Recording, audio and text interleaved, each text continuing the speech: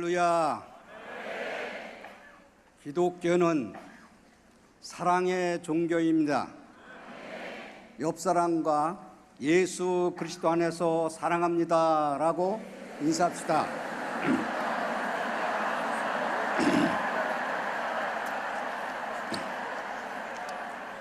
오늘은 예수님께서 부활하신 날입니다.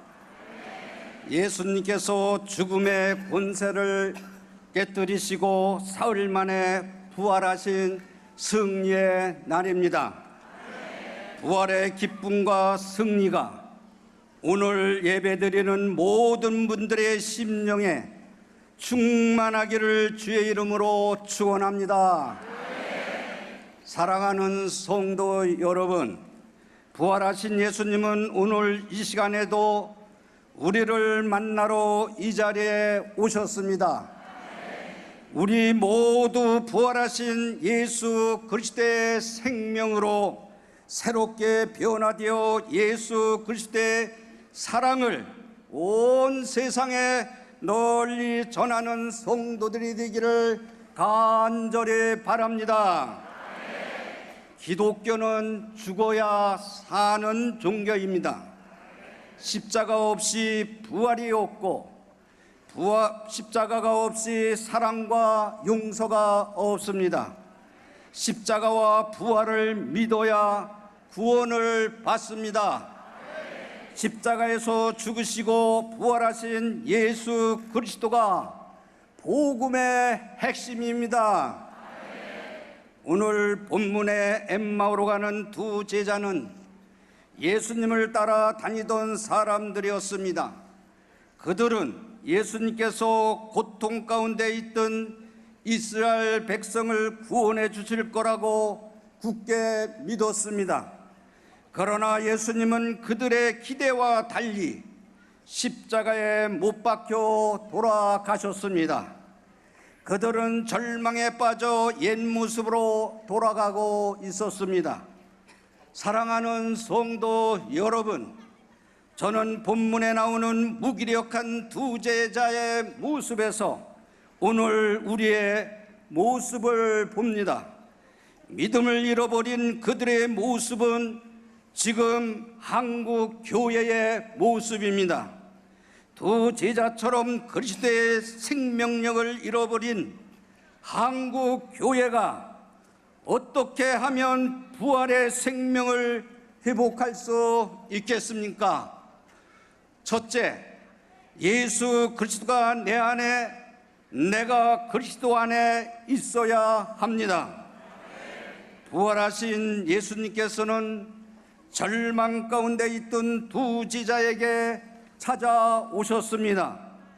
우리의 참된 소망은 우리를 찾아오시는 부활의 주님께만 있습니다. 부활하신 주님이 우리 안에 계시고 우리가 예수 안에 행할 때 영적 회복이 일어납니다. 요한복음 15장 5절에 나는 포도나무요 너희는 가지라. 그가 내 안에 내가 그 안에 거하면 사람이 열매를 많이 맺나니 나를 떠나서는 너희가 아무것도 할 수 없다고 말씀하셨습니다. 우리 모두 예수 그리스도 안에서 영적 생명을 누리게 되기를 주님의 이름으로 축원합니다. 예수님께서 우리 안에 계셔야 하나님의 형상인 우리의 영이 살아납니다. 요한복음 6장 63절에 살리는 것은 영이니 육은 무익하니라. 내가 너에게 이른 말은 영이요 생명이라고 말씀하셨습니다. 살리는 것은 영입니다. 요한복음 1장 1절에도 태초부터 계신 말씀이 곧 하나님이시라고 말씀하셨습니다. 말씀이신 예수 그리스도가 우리 안에 계셔야 합니다. 말씀이 우리 영혼의 양식입니다. 부활하신 예수님은 두 제자에 찾아오셔서 말씀을 자세히 풀어주셨습니다. 그러자 그들의 눈이 밝아졌습니다. 그들은 예수님을 알아본 후에 서로 이렇게 말합니다. 길에서 우리에게 말씀하시고 우리에게 성경을 풀어주실 때 우리 속에서 마음이 뜨겁지 아니하더냐? 우리 속에서 마음이 뜨겁지 아니하더냐? 냉랭하게 식었던 그들의 마음에 성령의 불이 붙고 그들의 신앙이 회복되었습니다. 할렐루야. 그렇습니다. 우리 안에 계신 예수님께서 우리에게 말씀하시고 성경을 풀어주실 때 우리의 마음이 다시 뜨거워지는 것입니다. 사랑하는 성도 여러분, 부활신앙은 부활주일에만 지켜서는 안 되는 것입니다. 나는 죽고 예수님으로 사는 삶을 날마다 살으시기를 바랍니다. 엠마오로 가는 두 제자처럼 생명의 말씀으로 뜨거워진 마음을 무릎으로 신앙으로 이어갈 때 우리가 부활신앙을 유지할 수 있습니다. 오늘날 우리의 문제는 예수님을 머리로만 알려고 하는 데 있습니다. 예수님의 생애에 대해서 잘 안다고 해서 믿음이 있는 것은 절대로 아닙니다. 성경 66권을 다 외우고 성경을 논리적으로 체계적으로 잘 가르친다고 해서 믿음이 있는 것도 아닙니다. 서기관과 바리새인들도 성경을 많이 알고 있었지만 예수를 믿지 아니하였습니다. 믿음은 마음으로 믿는 것입니다. 머리로 믿는다는 말은 성경에 어디에도 없습니다. 로마서 10장 10절에 보면 사람이 마음으로 믿어 의에 이루고 입으로 시인하여 구원에 이룬다고 말씀합니다. 오늘 우리 모두는 부활의 주님을 생명의 말씀으로 믿어 마음이 뜨겁게 되고 입으로 고백하여 구원에 이루시기를 주님의 이름으로 축원합니다. 에베소 5장 18절과 19절에 우리가 오직 성령으로 충만을 받을 때 우리의 마음이 주님께서 뜨겁게 노래하며 찬송한다고 말씀하셨습니다. 우리의 입술의 고백은 머리에서 나오는 것이 아니라 마음에서 나오는 것입니다. 머리에서 나오는 말은 지식이요 학문이지만 마음으로 믿고 입으로 고백하는 것은 예수 그리스도의 생명의 복음이기 때문입니다. 뜨거워진 가슴의 신앙을 무릎의 신앙으로 이어가서 날마다 무릎 꿇고 기도할 때에 십자가와 부활의 신앙을 가질 수 있습니다. 그렇게 할 때 예수 그리스도가 내 안에 사시고 내가 예수 그리스도 안에 살아갈 수 있는 것입니다.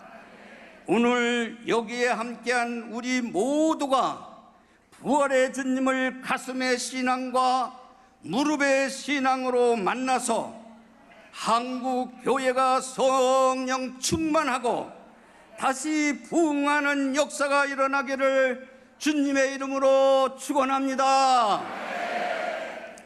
둘째로 생명의 말씀이 내 안에 살아 움직여야 합니다.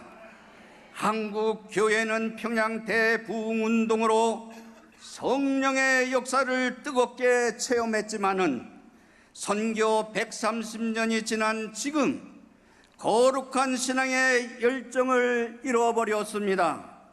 세속적인 욕망에 사로잡혀서 복음의 본질을 상실하였습니다. 왜 이렇게 되었습니까? 교회가 하나님을 물질과 명예로 가두어 놓았고 신학교가 하나님을 학문으로 가두어 놓았기 때문입니다. 문제의 핵심을 볼 때 오늘날 한국 교회의 침체 원인은 신학 교육에 있습니다. 성경보다 학문을 앞세운 신학 교육이 문제인 것입니다. 머리로는 알지만은 삶으로는 실천하지 못하기 때문입니다. 교육은 백년대계입니다.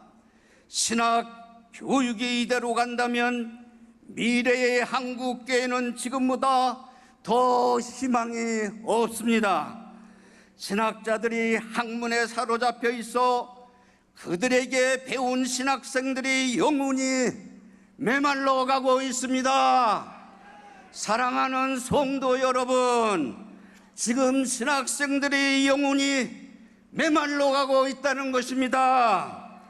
신학자들은 교회의 생명이 되시는 예수 그리스도를 학문의 틀 속에 가두어 놓았습니다. 자기 학문에 하나님을 가두어 놓았습니다. 하지만 하나님은 인간의 틀에 갇힐 뿐이 절대로 아닙니다. 영원하신 창조주 하나님을 피조물인 우리 생각 속에 가두려고 했던 교만을 회개해야 합니다. 회개하지 않으면 신학 교육의 본질이 무너집니다. 신학 교육이 무너지면 한국 교회 강단이 무너집니다. 이제라도 저를 포함하여 신학자들이 먼저 영적 지도력을 회복해야 합니다. 그래서 신학교에서 성령운동, 기도운동, 회개운동을 통해서 명예와 물질을 초월할 수 있는 경건의 훈련을 시켜야 합니다. 십자가와 부활의 신앙을 믿음으로 고백하고 체험하는 영적 지도자를 길러내야 한다는 것입니다. 그래야 한국교회가 다시 살아납니다. 학문으로 냉랭해진 우리들의 마음에 성령으로 다시 뜨겁게 되지 아니하면 한국교회는 희망이 없습니다. 십자가에 달리신 예수님을 보고 힘없이 무너졌던 제자들이 부활하신 예수님을 만나 상한 심령이 회복되었습니다. 우리들의 차가운 가슴도 생명의 부활로 다시 뜨겁게 회복되기를 주님의 이름으로 축원합니다. 고상한 종교생활에 빠져있는 오늘날 성도들에게 하나님의 살아있는 말씀이 역사해야 합니다. 가슴의 신앙, 마음의 신앙, 무릎의 신앙이 될 때 부활의 신앙으로 올바로 설 수 있습니다.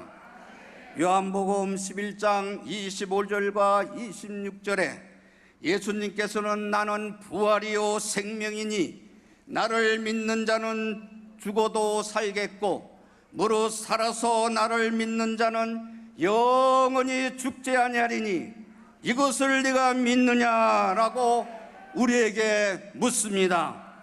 예수님의 이 물음에 오직 가슴의 신앙과 무릎의 신앙으로 부활하신 주님을 믿습니다. 부활하신 예수님을 믿습니다 라고 고백할 수 있기를 주님의 이름으로 축원합니다. 사랑하는 성도 여러분, 이제 우리 한국교회가 부활절을 맞아요 새롭게 출발합시다.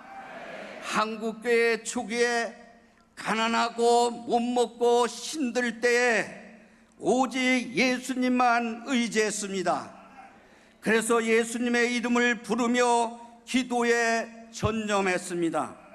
예수님의 능력을 의지하지 않고는 하루도 살 수가 없던 것을 날마다 체험했습니다. 목회자가 적었던 시절 부흥회에 참석하기 위하여 먼 길을 걸어가면서 말씀을 들어야 했고 때로는 죽 한 그릇으로서 하루를 버티며 집회에 참석하기도 했습니다. 그들은 영적 양식인 하나님의 말씀을 육의 양식보다 더 소중히 여겼습니다. 그런 영적 삶이 결국 대한민국을 부강한 나라 선교 강국으로 바꿔놨습니다. 할렐루야!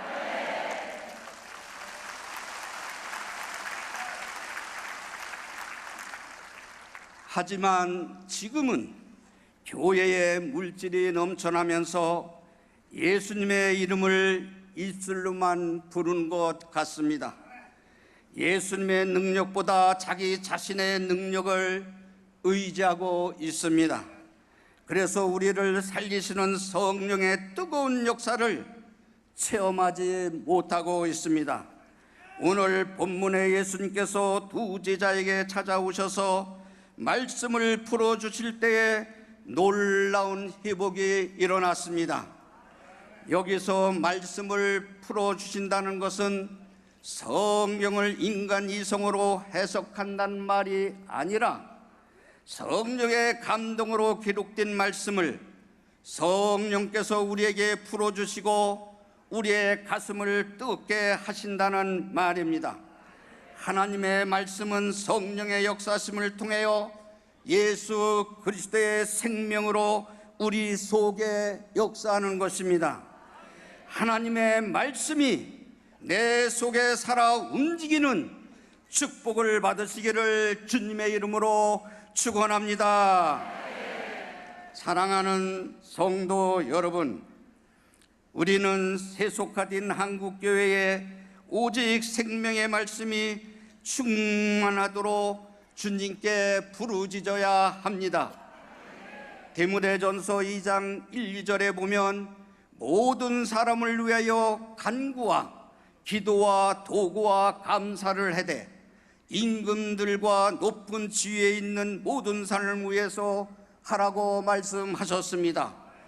한국 교회가 통일한국과 선교한국의 사명을 잘 감당할 수 있도록 우리 모두 국가와 대통령님을 비롯하여 국정을 수행하는 모든 분들을 위하여 함께 기도해야 합니다. 이는 우리가 모든 경건과 단정함으로 고유하고 평안한 생활을 하기 위함이요, 국가가 있어야 우리가 경건한 신앙생활을 할 수 있기 때문입니다. 평안한 나라에서 부활의 주님을 믿고 찬양하는 신앙생활을 마음껏 하시는 성도님들이 되시기를 주님의 이름으로 축원합니다. 사랑하는 성도 여러분, 예수님께서 부활 생명으로 우리에게 찾아오시지 않으셨다면 우리는 여전히 죽을 수밖에 없는 죄인에 불과합니다. 제자들이 두려움을 이기고 사명의 자리로 돌아갈 수 있었던 것은 부활하신 예수님을 만났기 때문입니다. 우리 안에 말씀이 살아 움직일 때만 우리도 부활의 주님을 만나고 사명의 자리로 돌아갈 수 있습니다. 오늘 부활절에 다시 사신 예수 그리스도를 만납시다. 예수님은 두 제자를 찾아오셨듯이 지금 우리 마음속에 오셨습니다. 지금도 말씀을 통해 우리 가슴을 뜨겁게 하셔서 우리를 사명의 자리로 보내시는 예수님을 만나시기를 주의 이름으로 축원합니다. 그리스도가 내 안에, 내가 그리스도 안에 있는 삶을 살아갈 뿐만 아니라 예수 그리스도의 생명의 말씀이 우리 안에 살아 움직이는 삶을 살아갑시다. 이를 위하여 가슴이 뜨거워질 때까지 무릎 꿇고 간절히 기도하시기를 바랍니다. 우리 모두 부활신앙으로 성령 충만하여 받은 사명을 잘 감당하고 나와도 들어가도 복을 받을 뿐만 아니라 자손 만대까지 영원히 축복받는 성도들이 되시기를 주님의 이름으로 축복합니다.